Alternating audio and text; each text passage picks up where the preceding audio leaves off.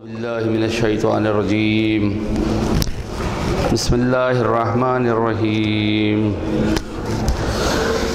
الحمدللہ الذی کان موجودا قبل حدوث الاشیاء ویبقى بعد فناء الاشیاء تفرد بالاولیت والقدم ووسما كل شيء ما عداه بالفناء والعدم كما قال عز شانه كل شيء هالك إلا وجهه وكل نفس ذائقة الموت وقال كل من عليها فان ويبقى وجه ربك ذو الجلال والإكرام سبحان من لا يخفى عليه اختلاف النيات ولا يعزب عنه معاصي العباد في الخلوات سبحان الله الذي منه خلقة العباد وإليه المعاد ومن يعمل مثقال ذرة خيرا يره ومن يعمل مثقال ذرة شرا يره نشهد أن لا إله إلا هو الملك الذي لا ينازع في ملكه ولا يضاد في حكمه يعذب من يشاء بما يشاء كيف يشاء ويرحم من يشاء بما يشاء كيف يشاء تعذيب المسيئات وعفو تفضل ونشهد أن محمدا سيد المرسلين وخير المبشرين والمنذرين صلى الله عليه وآله الهداة المهديين من ركب السفينة نجا واعتدى من تخلف عن هذا الله فغرق وهوى بسم الله الرحمن الرحيم اللهم كن لوليك الحجة ابن الحسن صلواتك عليه وعلى آبائه في هذه الساعة وفي كل ساعة وليا وحافظا وقائدا وناصرا ودليلا وعينا حتى تسكنه أرضك طوعا وتمتعه فيها طويلا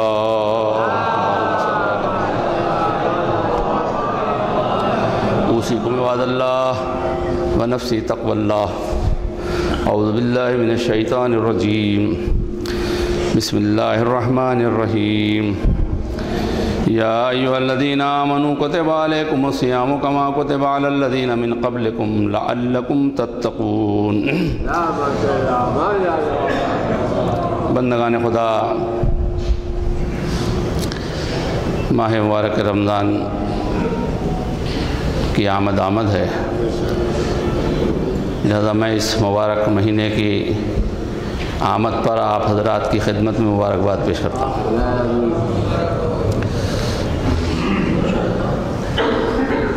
چھٹے امام جعفر صادق علیہ السلام فرماتے ہیں کہ جب ہم اس آیت کو پڑھتے ہیں تو خوشی اور مسرت محسوس ہوتی ہے کہ اللہ نے ہمیں صاحب ایمان کہہ کے خطاب کیا۔ یا ایھا الذین آمنوا، 2 شعبان سن 2 ہجری کو حکم روزہ آیا ہے۔ مکے میں نہیں واجب تھا روزہ، مدینے میں واجب ہوا۔ یہ مدینے کا تحفہ، یہ مدنی تحفہ ہے روزہ جو ہمیں عطا ہوا۔ یہ عبادت مدنی، اس سے پہلے رکھتے تھے، ہوتا تھا، لیکن اسلام کا حکم اور فرض مسلمانوں پر 2 شعبان سن 2 ہجری کو ہوا، اور پھر 2 ہجری کا جو رمضان آیا تو اس کے روزے، مگر اس پہلے رمضان کے روزے بڑے سخت تھے۔ دین سب کی ضرورت ہے، کوئی ایسا نہیں ہے جسے دین کی ضرورت، دستور کی ضرورت نہ ہو، آئین کی ضرورت نہ ہو، اصول کی ضرورت نہ ہو، اس لیے کہ دین منزل کو کہتے ہیں، دستور منزل کو کہتے ہیں۔ تو کون ہے ایسا انسان جو کسی منزل تک نہ پہنچنا چاہتا ہو؟ ہمیں دین سکھانا ہے، لوگوں کو دین بتانا ہے۔ کس لیے بتانا ہے؟ ہمارا کام کسی کے کردار کو نکھارنا اور بنانا نہیں ہے، بلکہ ہمارا کام دین سکھانا ہے۔ جب وہ دین سیکھ جائے گا تو خود اپنے کردار کے اندر جلا پیدا کرے گا، نکھار پیدا کرے گا، اپنے آپ کو سدھارے گا۔ اس لیے آپ دیکھیں، جس کے پاس جتنا زیادہ دین ہوتا ہے اتنا ہی اس کا کردار زیادہ بلند ہوتا ہے۔ اتنا ہی اس کا اخلاق اچھا ہوتا ہے، اتنا ہی اس کے اعمال جو ہیں وہ حسین اور بہتر ہوتے ہیں۔ لہذا ارشاد ہوا کہ اے صاحبان ایمان، ہم نے آپ پر روزے فرض کر دیے، واجب کر دیے، جیسے تمہاری پہلی والی امتوں پر پہلے آئے تھے لوگ ان پر واجب کیے۔ مقصد یہ ہے لعلکم تتقون، ہم تمہیں متقی اور پرہیزگار دیکھنا چاہتے ہیں۔ دیکھیے پہلے حکم دین پہنچایا ہے، دین کا حکم سنایا ہے، تب اس کے بعد کردار کو بہتر بنانے کی امید کی گئی ہے۔ آج جتنی مشکلات ہیں خاص طور سے رسم و رواج کے تعلق سے یا اور دیگر بد اخلاقیوں کی وجہ سے یا بد عملیوں کی، اس کی وجہ یہی ہے کہ ان تک دین نہیں پہنچا ہے۔ دین اگر پہنچ جاتا تو یہ بد اخلاقیاں، یہ دوسری چیزیں سماج کے اندر ہوتی ہی نہیں۔ جو دیندار ہوتا ہے وہ مہذب بھی ہوتا ہے، صاحب کردار بھی ہوتا ہے، اس کے اعمال اچھے بھی ہوتے ہیں، بس وہ ایسا ہوتا ہے کہ اس کے ہاتھ سے، اس کی زبان سے دوسرا انسان محفوظ رہتا ہے، جو انسانیت اور اسلام کا اصل اصول ہے۔ تو بہرحال حکم آ گیا۔ اسی درمیان پہلے ہی رمضان میں جنگ بدر بھی واقع ہوئی، اس کے پہلے سے جانا پڑا۔ 17 رمضان کو جنگ بدر ہوئی ہے، تو قصر کا مسئلہ بھی آیا، پھر تو حکم آیا، لوگوں نے اس پہ عمل کرنا شروع کیا۔ پھر سفر ہوا تو سفر میں قصر کا حکم آ گیا کہ اب سفر میں روزہ قصر ہے۔ جب پیغمبر نکل گئے مدینے سے باہر تو حکم دیا کہ روزے اب توڑ دو۔ تو کچھ لوگوں نے کہا نہیں صاحب بڑی پیاری عبادت، میں اب میرے الفاظ ہیں، بڑی پیاری عبادت ہے، صبح سے شام تک بڑا اچھا لگتا ہے، رات کو جب افطار ہوتا ہے تو بڑا اچھا لگتا ہے، اور یہ تو اتنی پیاری ہم تو نہیں چھوڑ سکتے، اور اس کو ہمیں کوئی پریشانی نہیں ہے سفر میں، روزہ رکھنے میں کوئی پریشانی نہیں ہے۔ نہیں، حکم جو ہے اس پر عمل ہوگا۔ آپ کا دل چاہ رہا ہے، نماز میں دل لگ رہا ہے، تو 2 کی 4 نہیں پڑھ سکتے، 4 کی 8 نہیں پڑھ سکتے جو واجب ہے، مثلا ظہر عصر مغرب عشاء، اس میں اپنی طرف سے تعداد نہیں بڑھا سکتے ہیں، اور وقت کم ہے تو اپنی طرف سے گھٹا نہیں سکتے ہیں، اور اگر کسی کو شوق ہو تو گھٹا بڑھا کے دیکھ لے، اور پھر کسی مولوی سے مسئلہ پوچھ لے کہ میری نماز ہوئی کہ نہیں، فوراً کہہ دے گا آپ کی نماز باطل ہے۔ تو پیغمبر نے فرمایا کہ اب قصر ہو گیا روزہ، لہٰذا اپنے روزے۔ کچھ لوگ نہیں ہم تو نہیں توڑیں گے۔ پیغمبر نے خود منبر پہ تشریف لے گئے اور خود پانی نوش فرمایا اور کہا نہیں اب سفر میں تم روزہ توڑو۔ تو جیسے حکم آتا رہا ویسے ہی ویسے پھر دین مشکل نہیں ہے، دین پر عمل کرنا مشکل نہیں ہے، مشکل ہم نے بنایا ہے۔ جہاں فرض کیا گیا روزہ تو وہاں کنڈیشن بھی لگائی گئی کہ دیکھو سفر میں ہو تو نہ رکھنا، بعد میں اتنے دن میں رکھ لینا جتنے دن کا روزہ قصر ہوا ہے، قضا رکھ لینا۔ اگر مرض کی وجہ سے چھوٹ گئے، مرض اگر ہو گیا ایسا تو اس میں بھی نہ رکھنا، اس کو بھی بعد میں رکھ لینا۔ ایسے زیادہ مریض جو ٹھیک ہی نہیں ہو سکتے وہ فدیہ دے دیں، ایسے بزرگ جن کے لیے تکلیف ہے وہ فدیہ دے دیں، یعنی 750 گرام 3 پاؤ۔ کیوں؟ اس لیے کہ اللہ مجبور نہیں کرتا، کسی کو مجبور نہیں کرتا ہے، لیکن ان کنڈیشنز کے علاوہ اگر کسی اور وجہ سے روزہ چھوڑ رہے ہو تو اللہ اس پہ سزا دے گا، اور سزا بڑی سخت ہے۔ اسی لیے بزرگوں کا ایک مقولہ ہے کہ رمضان میں اگر روزہ نہ رکھو خدا نخواستہ کسی وجہ سے تو اس کا احترام کرو، کسی کو پتہ نہ چلنے پائے کہ تم روزے سے نہیں ہو، یہ احترام ہے۔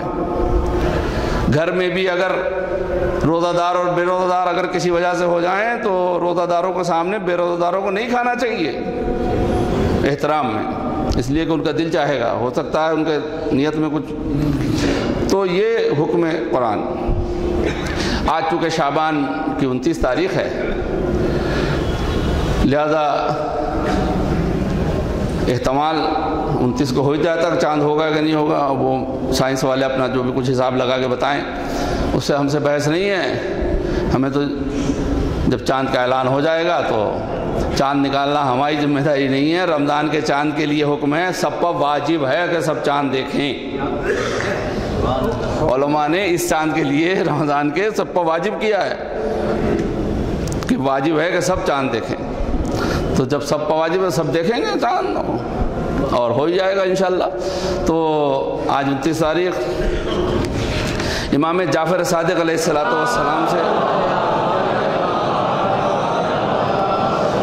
چونکہ دعاؤں کا مہینہ ہے، عبادت کا مہینہ ہے، یہ پچھلا بھی اور رمضان المبارک بھی، لہذا اس رات میں، آج کی رات میں ایک دعا پڑھنے کا حکم ہے، اور رمضان کی پہلی شب میں بھی ایک دعا پڑھنے کا حکم ہے. اس دعا کا ترجمہ میں پیش کرتا ہوں وقت کی تنگی کی بنا پر. رمضان کے بارے میں: پروردگار، یہ وہ مبارک مہینہ ہے جس میں قرآن نازل کیا گیا. کوئی معمولی بات نہیں ہے نزول قرآن، معجزہ ہے قرآن. آج تک چیلنج قرآن کا ٹھہرا ہوا ہے، اگر یہ کسی انسان کا ہوتا تو تم جواب لے آتے. اس کا جواب لے آؤ، پورے کا لے آؤ، پورے کا نہیں لا سکتے، ایک سورے کا لے آؤ، سورے کا نہیں لا، ایک آیت کا ہی لے آؤ کم سے کم. 1400 برس سے جواب ممکن. تو یہ مہینہ رمضان، اس میں قرآن نازل ہوا، اور جسے لوگوں کے لیے ہدایت بنایا گیا. قرآن ہدایت ہے، اور جس میں ہدایت کی نشانیاں قائم کی گئیں، قرار دی گئیں. ہدایت کی نشانیاں ہیں قرآن مجید میں.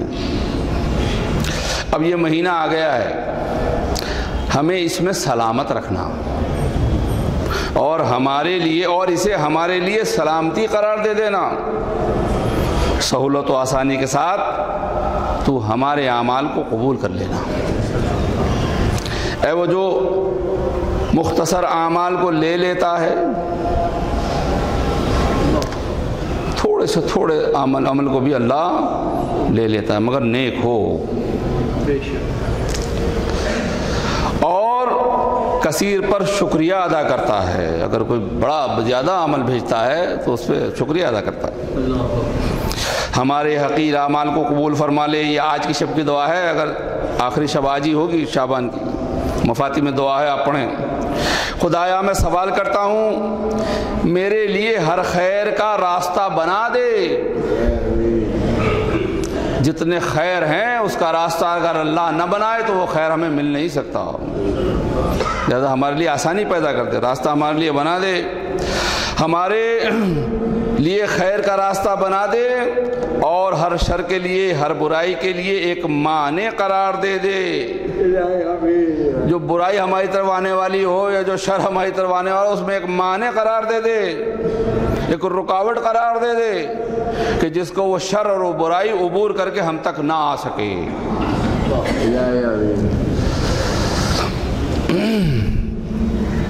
کیوں؟ اس لیے کہ تو سب سے زیادہ مہربان ہے اپنے بندوں پر. اے وہ جس نے مجھے معاف کیا ہے اور میری ان برائیوں کو معاف کیا ہے جو میں نے تنہائی میں کی ہیں. تنہائی میں جو برائیاں کی ہیں اللہ نے انہیں ہی معاف کیا ہے، اور گناہوں کے ارتکاب کا مواخذہ نہیں کیا. خدایا معاف کر دے، معاف کر دے، اے کریم مجھے معاف کر دے. یہ کریم کی جو لفظ یہاں پہ ہے، اے کریم مجھے معاف کر دے، دعائیں ہیں معصومین کے ذہن سے نکلی ہوئی. کریم مجھے معاف کر دے. اللہ کریم ہے. اللہ نے اپنے بندوں سے جو وعدہ کیا ہے اسے ضرور وفا کرتا ہے اور کرے گا. لہذا جب تو نے ہمیں بخشنے کا وعدہ کیا ہے اور کہا ہے کہ میں میرے سے توبہ کرو گے، میرے سامنے اپنے گناہوں کا اعتراف کرو تو میں ضرور بخش دوں گا، تو اے کریم ہمیں بخش دے، ہمیں معاف کر دے. ہمیں کوئی ایسی صفت سے پکارے، ارے صاحب آپ کے یہاں سے تو کبھی خالی ہاتھ جاتے ہی نہیں ہیں، ارے صاحب آپ نے تو ہمیشہ ہمیں دیا ہے، ارے صاحب آپ نے تو ہمیشہ سفارش کی ہے، ارے آپ تو بہت سخی ہیں. اگر ہمیں کوئی ہماری کچھ اس سے جو ہمارے اندر نہیں ہے، مگر پھر بھی اگر کوئی اس سے تو ہم متوجہ ہو جاتے ہیں، اس کی طرف دیکھنے لگتے ہیں اور پورا بھی کر دیتے ہیں کبھی کبھی یا زیادہ تر. تو اگر اللہ سے ہم اس کی اس صفت سے جس پہ اس نے وعدہ کیا ہے اس سے کہے کہ اس صفت کو لے کے نام لے کے کہیں گے تو ہم اور آپ تو ہو سکتا ہے کہ چھوڑ دیں، نہ پورا کریں، لیکن وہ اسے ضرور پورا کرتا ہے. لہذا یہ ماہ مبارک رمضان، مالک تو نے مجھے نصیحت کی تو میں نے قبول نہ کی. یہ سرکش انسان کا مزاج ہے کہ نصیحت کو جلدی قبول نہیں کرتا. کتنی اس کے فائدے اور بھلائی کی بات کہہ دی جائے یہ قبول نہیں کرتا ہے، لیکن اگر قبول کر لیتا ہے، کرنا چاہیے. نصیحت کو کبھی رد نہیں کرنا چاہیے. تو اسی کو فرما رہے ہیں، مالک تو نے مجھے نصیحت کی تو میں نے قبول نہ کی، اور گناہوں سے روکا تو میں نے رکا نہیں. اب میرا عذر کیا ہے؟ کوئی عذر ہی نہیں ہے میرے پاس. کیا عذر کروں گا؟ اس نے تو پہلی ہی متنبع کر دیا تھا، پہلی وارننگ دے دی، دیکھو اگر تم نے ایسا کیا تو ایسا ہوگا معاملہ، لیکن میں نے انسنی کر دی. اب عذر میرے پاس کچھ بھی نہیں ہے، بس کیا ہے کہ اب تو ہی معاف کر دے، اے کریم تیری معافی چاہتا ہوں. یہ آج کی رات کی دعا ہے. پروردگار میں تجھ سے موت کے وقت راحت، موت کا وقت بہت سخت ہوتا، جب آئے گا وہ وقت تب پتہ چلے گا، ابھی تو ہمیں پتہ نہیں چلتا، ہنس کے ٹال دیتے ہیں. موت ہمیں سب کو آنا ہے، بچے گا ہم میں سے کوئی نہیں، یا کوئی بچ جائے گا بس آگے پیچھے کبھی کسی کا نمبر ہے اور کبھی کسی کا نمبر ہے. تو دعا کیجئے کہ پالنے والے موت کے وقت ہمیں راحت عطا فرما. بہت حالات اور معاملات بڑے عجیب و غریب ہو جاتے ہیں. کبھی کبھی تو بالکل انسان تنہا ہوتا، کوئی اس کے پاس نہیں ہوتا موت کو. اسپتالوں میں اور ان جگہوں پہ آپ کو اندازہ ہے اس بات کا. پروردگار مجھے موت کے وقت میں تجھ سے راحت کی التجا کرتا ہوں، اور حساب کے وقت معافی کا سوال کر رہا ہوں. موت کے وقت راحت اور حساب کے وقت معافی، اس لیے کہ ہم حساب نہیں دے سکتے، ایک درہم کا حساب بھی نہیں دے سکتے، اور جس میں حساب لینے والا اللہ ہو. ماں باپ کو تو ادھر ادھر کر کے کچھ کر دیتے ہیں ہم لوگ، شکر کے 2 روپے اور 2 روپے کی شکر کر کے برابر کر دیتے ہیں. یہ سب محاورے اردو کے ہیں، مگر اللہ کے سامنے یہ نہیں ہو سکتا. زیادہ دعا کرتے رہیں کہ پالنے والے حساب کے وقت معافی کا سوال کر رہا ہوں، بس تو معاف کر دے، حساب نہ لے. تیرے بندے کے گناہ بہت بڑے ہیں، لہذا معافی بھی تیری حسین ہونی چاہیے. بندگان خدا، یہ دعائیں ہم پڑھیں ترجمے کے ساتھ. بار بار اس کو گزارش اس لیے کر رہا ہوں کہ ہمیں پتہ چل جائے کہ ہم کس حیثیت میں ہیں، کس جگہ پہ ہیں، کس پوزیشن میں ہیں. ہمیں اندر اپنے نفس کی اصلاح اور اپنے اندر جو کچھ ہمارے ہے اسے پڑھنے اور سمجھنے کا موقع ملتا ہے ان دعاؤں پر. ماہ مبارک رمضان ہمیں اس کی دعوت دیتا ہے، دین میں آنے کی دعوت دیتا ہے، گناہوں سے توبہ کی دعوت دیتا ہے، استغفار کی دعوت دیتا ہے، ہمیں ہمارے کردار کو بلند کرنے کی، متقی اور پرہیزگار بننے کی دعوت دیتا ہے. میں دعا کرتا ہوں پالنے والے اس ماہ شعبان میں ہمیں رمضان کے حاصل کرنے کی توفیق کرامت فرما دے. آج آخری دن اور آخری شب میں پالنے والے ہمارے اس مہینے کے اعمال کو بھی قبول فرما اور ماہ مبارک کے اعمال کو بھی قبول فرما. پالنے والے ہمیں دین پر چلنے، دین کو سمجھنے، دین کی طرفداری کرنے، دین کی نصرت کرنے کی توفیق کرامت فرما. اعوذ باللہ من الشیطان الرجیم، بسم اللہ الرحمن الرحیم. والعصر ان الانسان لفی خسر الا الذین آمنوا وعملوا الصالحات وتواصوا بالحق وتواصوا بالصبر.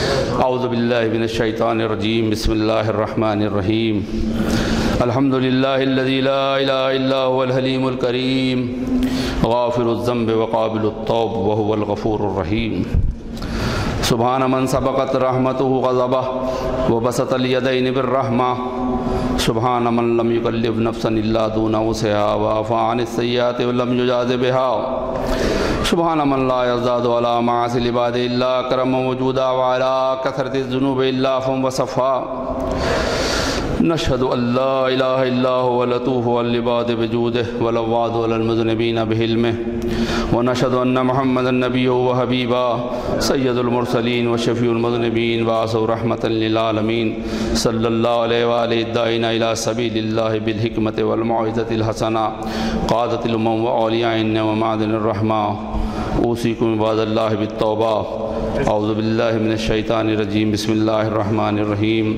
قل یا عبادی الذین اسرفوا علی انفسہم لا تقنطوا من رحمت اللہ ان اللہ یغفر الذنوب جميعا انہ هو الغفور الرحیم۔ بندگان خدا، توبہ اور استغفار، مغفرت اور رحمت کا مہینہ آ رہا ہے۔ لائق مبارکباد ہیں وہ افراد کہ جو ماہ رمضان کی تمام برکتوں عبادتوں کے اندر داخل ہو جائیں گے اور اسے انجام دیں گے اور اللہ کی خوشنودی اور اس کی رضا حاصل فرمائیں گے۔ ماہ مبارک رمضان کے جو اوصاف بیان کیے گئے ہیں، پیغمبر اکرم حضرت محمد مصطفیٰ صلی اللہ علیہ وآلہ وسلم اس میں ہے کہ ماہ رمضان برکت، رحمت، مغفرت کے ساتھ آتا ہے۔ خدا کی نظر میں بہترین مہینہ ہے، اس کے دن بہترین ہیں، اس کی راتیں بہترین ہیں اور اس کی ساعتیں بہترین ہیں۔ یہ اللہ کی مہمانی کا مہینہ ہے۔ اگر کسی بڑے انسان کے یہاں دعوت دی جاتی ہے تو ہم بہترین لباس پہن کر اپنے آپ کو مزین کر کے سجا بنا کے، کچھ لوگ تو فیشیل کرا کے جاتے ہیں مرد حضرات، سبحان اللہ، یعنی یہ خرچہ خامخواہ کے لیے اپنی طرف بڑھا لیا لوگوں نے۔ اور جب اللہ اپنے ہاں مہمان بلاتا ہے تو عذر کا یہ پٹارا کھولتے ہیں، بیمار ہیں، یہ ہیں، وہ ہیں، ایسا ہے، ویسا ہے، یہاں وہاں۔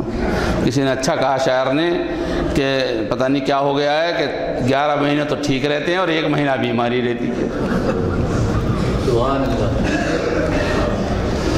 یہاں تو الحمدللہ آپ حضرات تو سب، اگر پوچھا جائے کہ کون سا مہینہ آ رہا ہے تو سب کہیں گے عبادت کا مہینہ آ رہا ہے۔ کہیں گے کہ نہیں کہیں گے؟ آپ بھی کہیے کون سا مہینہ آ رہا ہے؟ عبادت کا مہینہ آ رہا ہے، اللہ کی مہمانی کا مہینہ آ رہا ہے۔ لیکن ہوتا کیا ہے؟ افطاری کا مہینہ آ رہا ہے، بریانی کا مہینہ آ رہا ہے۔ بندگان خدا،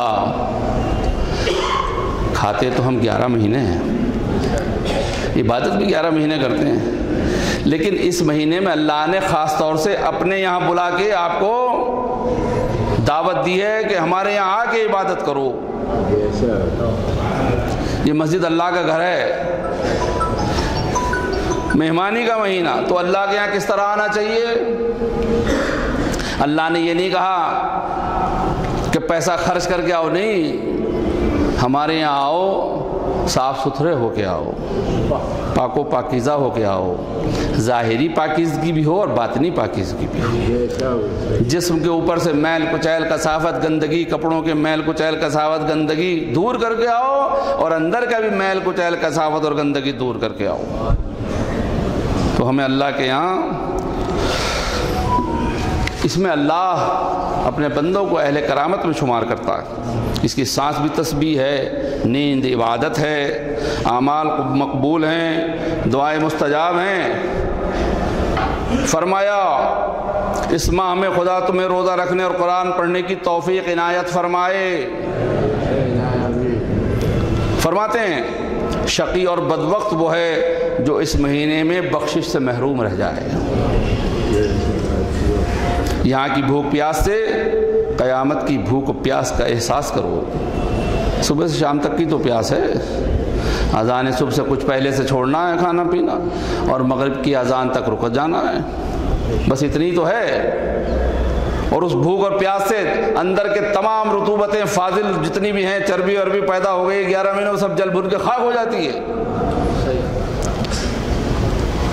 محشر میں روزہ بھی نہیں ہوگا وہاں تو، مگر پیاس اتنی ہوگی کہ روایتیں کہتی ہیں کہ پیاس کی وجہ سے لوگوں کی ہاتھ پر زبانیں باہر ہوں گی. اس بھوک اور پیاس کو برداشت کرنے والا وہاں کی بھوک پیاس کو برداشت کر لے گا. فقیروں اور مسکینوں کو صدقہ دو. ہر روز صدقہ دینا بہتر ہے. روزے سے افطار سے پہلے کوئی غریب ہے کہیں بھی تو جا کے دیجئے اس کو، وہاں اکٹھا نہ کیجئے عید بعد دے دیں گے، نہیں، اسی دن دیجئے، تاکہ آپ بھی اور آپ کا روزہ بھی شیطان کے شر سے محفوظ رہے. بزرگوں کا احترام کرو، رمضان کے احکام میں ہے یہ اخلاقی باتیں ہیں. بچوں پر رحم کرو. یہ نہ ہو کہ روزہ رکھا صبح سے تو بچوں کو پتہ چل جائے کہ ابا روزے سے ہیں آج، غصہ گرمی یہ وہ نہیں. ایسا روزہ ہونا چاہیے کہ بچے احترام کریں کہ آج ہمارے ابا روزے سے ہیں. اپنی زبانوں کو برائیوں سے الگ رکھو. یہ زبان کا معاملہ جو ہے نا یہ بہت عجیب و غریب ہے. رمضان بہترین اس زبان کی اصلاح کا مہینہ ہے. اس زبان کو بری باتوں کے بکنے سے بھی روکو اور زیادہ کھانے سے بھی روکو، لذتوں سے بھی روکو. اس رمضان میں یہ کر کے دیکھیے آپ، چہرے پہ نور آ جائے گا. نور تو یوں بھی ہے ہی ماشاءاللہ آپ کے چہروں کے اوپر، چہروں پر نور آ جائے گا، عزت بڑھ جائے گی، احترام بڑھ جائے گا. زبانوں پہ زیادہ کنٹرول. اپنی نگاہوں کو نیچی رکھو ان چیزوں سے جو تمہارے لیے حلال نہیں ہیں. کانوں سے وہ چیزیں نہ سنو جن کا سننا حرام ہے. یتیموں پر مہربانی کرو تاکہ تمہارے بعد تمہارے بچوں پر وہ مہربانی کی جائے اور وہ کریں لوگ. گناہوں کو چھوڑ کر خدا کی طرف متوجہ ہو جاؤ.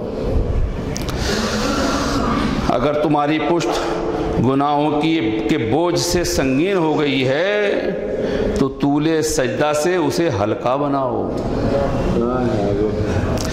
ماہ مبارک رمضان میں سجدوں کو اور رکوعوں کو طول دینا چاہیے.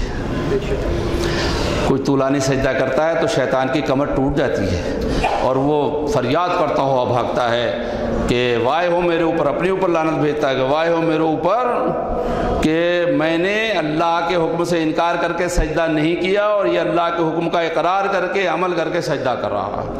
تو جتنا طولانی سجدہ اتنا ہی اچھا ہے. اور گناہوں سے کمر ہلکی ہو جاتی ہے، گناہوں کا بوجھ ہلکا ہو جاتا ہے.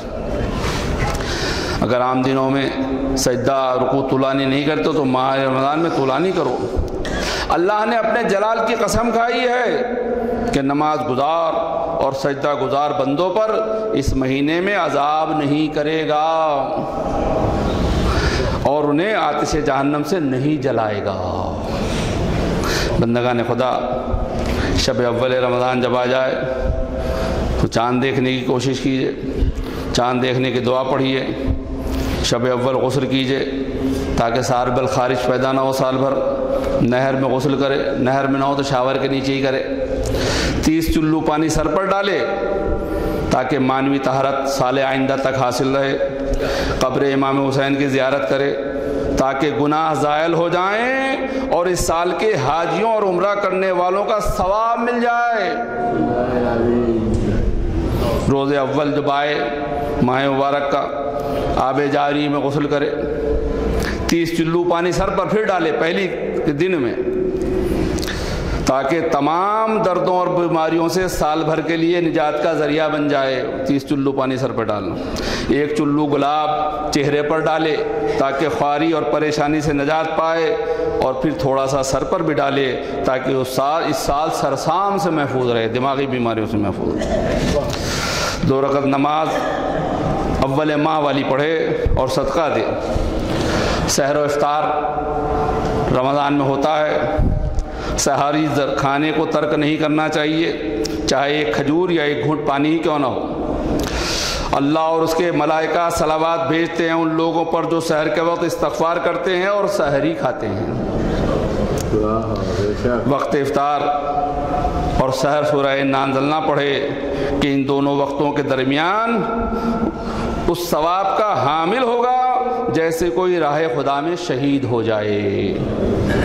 بندگان خدا، میں نے اتنی باتیں آپ کی خدمت میں عرض کی، اس میں سے کچھ نہ کچھ تو ضرور یاد رہی جائیں گی، نہ یاد رہیں تو ریکارڈ ہو رہا ہے، یہ سب اس میں ڈالتے اس میں پڑھ لیں، کتاب میں مفاتی میں سب لکھا ہوا ہے اور دوسری کتابوں میں ڈیٹیل سے لکھا ہوا ہے، سب پڑھ لیں۔ مقصد صرف یہ ہے کہ ہم رمضان کو پا لیں، اور شعبان سے میں نے پہلے خطبے میں کہا تھا اس کی تیاری ہمیں کرنا ہے، اور ہم اپنے آپ کو ایسا بنائیں کہ رمضان میں یہ لگے کہ ہاں یہ روزہ دار ہے۔ سماج کے اندر ہم روزہ دار کی حیثیت سے پہچانے جائیں، عبادت گزار کی حیثیت سے پہچانے جائیں، ہمیں دیکھ کے لوگ خوش ہوں، نفرت نہ کریں۔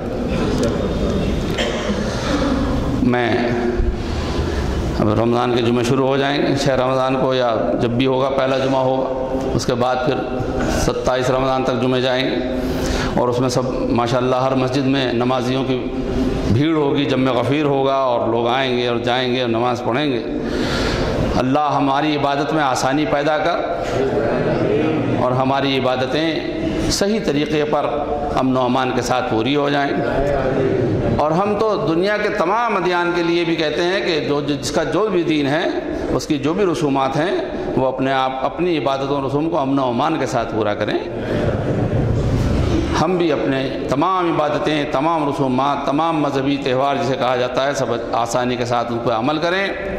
البتہ یہ ہے کہ یہ جو امام باڑے کا عقبی راستہ ہے جو ادھر سے آتا ہے نخاس کی طرف، ہم لوگ جدھر سے آتے ہیں، اسے اگلے جمعے سے ون وے ہو جانا چاہیے کسی طرح سے، اس لیے کہ جب نماز کے بعد سے جاتے ہیں تو بہت وہاں ادھر سے بھی آنے والے اور اوپر سے بھی اترنے والے اور ادھر سے بھی جانے والے اور پوسٹ مارٹم والے رستے سے آنے والے، وہاں اتنی بھیڑ ہو جاتی ہے، رمضان میں اور زیادہ تکلیف ہوگی وہاں، اس لیے کہ مجمع بڑھے گا اور آئے تو پرشاسن یا ایڈمنسٹریٹر جو بھی ہے اسے یہ بات لیں گے، اسے ون وے کر دے ادھر کا، کہ بس جب نمازی جو ہیں 2 گھنٹے کے لیے آئے جائیں، اس کے بعد تو سب آئے جائیں، اس میں کوئی مسئلہ نہیں ہے۔ اور اس کے علاوہ یہ ہے کہ ہمیں افطار اور سحر میں، افطاری جو مسجدوں میں جاتی ہے جائے، ضرور جائے، مگر روزہ داروں کے لیے جائے، کوئی فیسٹیول نہیں ہے۔ اگر آپ کو لگ رہا ہے، یہ بہت کڑوی اور حقیقی بات کہہ رہا ہوں، اگر آپ کو لگ رہا ہے کہ مسجد میں بے روزہ داروں کی تعداد زیادہ ہے، تو روزہ دار جو اس مسجد میں جاتے ہیں ان کے گھر پہ پہلے ہی سے افطاری بھیج دیجیے آپ، تاکہ عبادت اور روزہ افطار وغیرہ صحیح ہو جائے۔ ایک ہنگامہ ہوتا ہے، ایک شور ہوتا ہے، بچے آنے چاہیے، ٹھیک ہے، لیکن مسجدوں کے فرش کالے ہو جاتے ہیں دیگوں کے ادھر سے ادھر ہونے میں۔ آپ حضرات اس کو غور کیجیے، رمضان عبادت کا مہینہ ہے، عبادت کا مہینہ ہے، عبادت کا مہینہ ہے۔